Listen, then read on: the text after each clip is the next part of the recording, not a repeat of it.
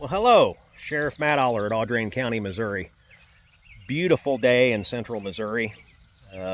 It's Friday, June 7th, and I had a couple people hit me up. This is going to be kind of a weird video. I've got to kind of be up moving around, and I'll explain why. I've had a couple people hit me up recently about being late with some videos or not doing videos anymore. And actually, today we're up in Monroe County at our weekend place, and I'll explain that here in a minute too. But so I had a couple of people hit me up about not having, about being late with videos and not getting videos done, and because I'm mostly a gun guy. But I know in one of my videos we were talking about holster selection and things like that, and I was talking about some back issues that I was having that I initially just thought was sciatica, but turns out it was much worse than that. And I am day 3 post-op from an L4-L5-S1 anterior and posterior spine fusion. If you're confused about what that is, I'll explain it here in a second. But I'd actually, YouTube is a wonderful thing. I'd actually started looking around on YouTube for information about the surgery that I was going to have. So I'll break down how this kind of shook out. Probably back in January, I just, air ambulance going over. Probably back in January, I started having some real issues with my back, and just woke up out of bed one day and literally couldn't walk. Thought I tweaked something, thought I had sciatica, had the lightning bolts going down my butt cheeks, and just excruciatingly painful. And after a few weeks it got better, so I didn't think much more of it. And then probably 16 weeks ago or so, it reared its ugly head again. And this time it was much worse. There were mornings that I would wake up and literally walk to the kitchen counter, put my head on the counter, and wonder if I could take another, walk another 20 or 30 feet to the bathroom without peeing my pants. That's how bad it hurt. It just excruciatingly painful. So I finally went to my doctor. She sent me to a neurosurgeon. Imaging got done. Turns out I had a vertebrae that was shifted. I think they call it spondo something theosis or something. Anyway, it's where your vertebrae literally shifts on your spinal column. I also had a 12 millimeter cyst down in my spinal canal that was putting 12 millimeters. We're gun guys on here. You know what 9 millimeters looks like. Imagine something that size being down in your spinal column, putting pressure on your spinal cord and your nerves. And diseased discs. My discs were very flat, very diseased and degenerated, and piles of arthritis in my lower back. So my spinal surgeon was Dr. Tyler Jenkins from the Columbia Orthopedic Group in Columbia, Missouri. Probably one of the leading spinal surgeons anywhere in the Midwest. And we talked several times, and the option was finally told to me that, Matt, here's the deal. Surgery is the only thing that's going to fix this. No amount of therapy or injections or anything else is going to fix this. It's just going to progressively get worse until you run the risk of having permanent nerve damage. You run the risk of loss of control of your bowels and your bladder, and you're 51 years old, probably not how you want to, spend the next 20 or 30 years. So we discussed a couple of different surgery options. The first option was just the posterior, just going in through the back with rods and screws and decompressing those manually with hardware. And Dr. Jenkins was very straightforward and very helpful with his take on this whole thing, which was, at my age, with my activity level and my size, I'm 6 foot 230. He said, really what I think we need to do is we need to go in through the front. We need to take out those diseased discs, put spacers in with grafting material, and then we need to flip you over, go into the back, put rods and screws in, and make sure that you are as stable and, you know, when that grafts together, make sure you're as stable and as solid as you can possibly be, because your activity level just does not lend to the easy fix. You know, you're a policeman, you handle police dogs, you and your wife hike, you boat, you swim, you're very active people, and I don't think that the simple fix is the right fix for you. And, you know, of course I had questions, you know, but my biggest question was, Doc, if this were your back and you were going to fix it to get you back to as near 100% as you could possibly be, what would you do? And he said, I would do the anterior, which is the front, and the posterior, which is the back. So that's what I opted to do. And quite honestly, it pardon my language, scared the living shit out of me, because my dad was a railroader, and he had 2 different spinal fusions back in the 80s. And I watched him be in pain for the rest of his life. And, you know, he had that when he was in his 50s, and he lived 82. So he spent 30 years in a great amount of pain. But, you know, medical technology has come such a long way in the last 30 or 40, even in the last 10 years. So my sister, God love her, actually called me when I decided to have this done. She gave me a couple of days to mentally process, and she called me and she said, hey, mentally, where are you at with this? And I said, you know, we watched Dad go through this for years, and I really don't want to do it. I'm scared. And she said, Matt, you know, 40 years ago, imaging wasn't that good. The technology wasn't that good. They basically just cut around on you until they found what they thought was wrong, did their best to fix it and hope for the best. And that's probably true. So what I wanted to do was talk about this a little bit. And I found a guy on YouTube that had this done. And it was about 4 years ago, I think. And he put out a couple of videos about what to expect and tried to answer people's questions. And honestly, it helped me quite a bit. The one thing I will, and I'll go into this a little bit later, but the one thing I will say is mentally, I had mentally prepared myself for the worst pain in my life. And I'm glad I did, because, dang bugs. Here's what I'll tell you. The day of surgery, when I woke up, I was under the knife for 7.5 hours. And when I woke up, they said, hey, when you're ready, we'll get you up and we'll walk. I was scared to death. I was scared to death that I was going to get up and walk and have the same pain that I had before, along with the surgery pain. I got up, I walked, and after the first 10 steps, I was standing up straight, I was walking, and I had no nerve pain down my legs, down my butt, cheeks. Mentally, it put me in such a good place that from that moment on, I knew I made the right choice and was going to do whatever I had to do to deal with the surgical pain. So right now, the surgical pain is the only thing I have. I mean, you can see, I'll set this phone down, and you know, you guys may have seen me enough to know that I was kind of a sloucher. You know, I would slouch, but that was the only way that I wasn't in pain. But you can see now, you know, I'm standing straight up and taking, even my gait has changed. The way I walk has changed because my body is now back in the line that it's supposed to be in. But I mean, my shoulders are back, and shoot, you know, before surgery, the morning of surgery, that would have killed me to even stand that way, much less walk that way.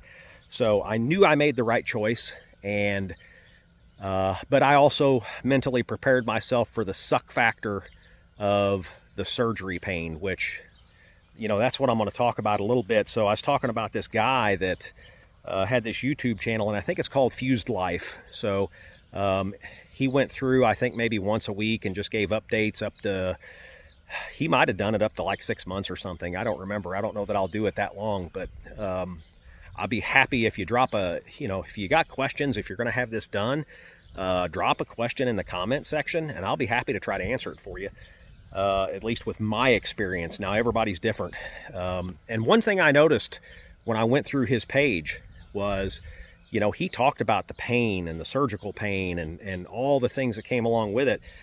And I felt so sorry for people in the comment section, because there were people in the comments that were like, you know, I'm week 10 and I still can't sleep and I'm in excruciating pain, and So, you know, I don't know if the surgery did not turn out. I don't know, you know, it's really hard to tell from a vague statement like that, or if mentally they just didn't prepare themselves for the kind of pain they were going to be in, because, you know, doctor told me, he said, there's going to be pain for 10, 12 weeks. He said, you know, 12 weeks, I'm going to release you and you can do whatever you're comfortable doing, because at that point you're not going to be able to do anything that's going to break it without hurting, being in pain. But at the 6-month mark, you know, you should be near 100%. And, you know, there may be a little pain here and there, but nothing like you were in, which that's the goal that I'm going for. But I felt so sorry for some of these people. So I kind of wanted to tell you a little bit about my experience with this. So they went in through the front, and now when they go in through the front, they cut up and down. They don't cut your abdominal muscle. They actually cut your skin up and down, and then they take a spreader and they spread your abdominal muscle fibers so they don't have to cut it, and it's much less painful. I can tell you my front incision in my abdomen hurts way less than my back incision. But the back incision, you know, they had to cut through muscle there, so that's much, much worse. I can tell you that I've had about maybe 5 hours of sleep in the last 4 days. So, you know, I'm physically exhausted, I'm mentally exhausted. But when I get up and walk, I am in such a good place mentally, because I can do that without all the pain that I had before. And I know I've made the right choice. And I know the surgery pain will go away. So when I was in the hospital, when I first came out of recovery, you know, of course, I was still had the anesthesia on board, so I felt pretty good. Got up and walked, knew I made the right choice. That night, I had trouble sleeping, and my nursing staff was phenomenal. They said, hey, you know, we can give you some Dilaudid. That'll help you sleep. I'm adamantly opposed to narcotics, although I'm taking them now because there's no heroes in this game, man. I'm telling you right now, I've got a high threshold of pain, but I have to take the pain meds in order for it to be tolerable. But they gave me Dilaudid, and it helped me sleep I think they dosed me every 4 hours, helped me sleep for an hour and a half or two at a time. So, you know, if you're going to do this and you're in recovery, they'll keep you at least overnight, maybe 2 days. I got out the next day. Some people have to stay 2. But if they offer you Dilaudid so you can sleep, by all means take it. Don't be a hero, because you're going to need your rest. Trust me. The day that I came home, I probably still had some anesthesia on board, but I felt really good. Walked about a mile that day. I got up about every hour and just walked, you know, 50 yards and then walked back. And number one, it promotes healing. Get your blood flowing, right? You don't want blood clots in your legs. If you sit sedentary, you run the risk of blood clots, and that's fatal. So you got to get up and move around, as much as it sucks. But if your experience is like mine, you get up and move around and you go, you know, the incision pain and the surgery pain hurts, but I don't have that nerve pain shooting down my legs and my butt. And this is so, so nice. I'd forgotten how good it felt to be able to walk upright and not be in excruciating pain. So it does a couple of things for you. It keeps scar tissue from building up. It keeps you limber and mobile. And it also, you know, if your experience is like mine, it resets you mentally. It kind of gives you a mental reset with the idea that you did the right thing and you made the right choice. So yesterday was day 2 post-op, and I think I walked about 2 miles yesterday. And I can tell you, one of the things I noticed is like my hip flexors in the front. I'd walked slouched over for so long from being in pain that my hip flexors were kind of atrophied, and my hip flexors are very sore from walking, because now I'm walking upright and I'm asking them to do more work than I did before. So that's something that you'll probably experience, especially if you've been walking hunched over for any length of time at all. It doesn't take long for muscle to lose mass and lose strength, and when you're trying to build it back up, it's easier to lose it than it is to build it. So it's going to be really uncomfortable, and you'll probably feel some of that abdominal pain and some of that pain down in your hips. For me, it's been totally normal, and it's been bearable. It's kind of it's kind of like if you stood, you know, bent over working on a car for, you know, a couple of days, and you're not used to that kind of work, and then you know, for a couple of days after that, you have that nagging muscle pain that just, it's sore and it won't go away. That's kind of what I'm talking about. It's not nerve pain. So as long as I don't feel nerve pain, I'm happy. That's the sign that something's going wrong. The muscle pain, that stuff's, you're going to build your muscles back up and it's all going to go away. But another thing I'll tell you is if you live alone and you're going to have this done, you're not going to be able to do it. You're going to have to arrange something, have a family member move in with you, have a friend move in with you, go to assisted living or something. I mean, something as simple as putting on my running shorts this morning. My wife had to, because you can't bend over, so I had to sit in a chair, have her put those around my ankles and pull them up to my knees, and then I was kind of able to get them on from there. But you know, something as simple as putting on a pair of running shorts turns into the chore of the day. So there's going to be all kinds of lifestyle changes for the first little bit that you know, again, the suck factor's pretty high. But you know, even if they allowed you to bend over to do something like that, which they don't, you can't bend, lift, or twist. Even if they allowed it, you couldn't do it. The pain would be just excruciating. So you're gonna have to have help. Again, there's no heroes in this game. So that's something to prepare for, both physically and mentally. The no sleeping is something that you probably are going to have to prepare for mentally as well, because you know, sleep deprivation is a real thing. It makes you, it just breaks you down mentally, and that's something that you're going to have to wrap your mind around. And again, everybody's pain threshold is different.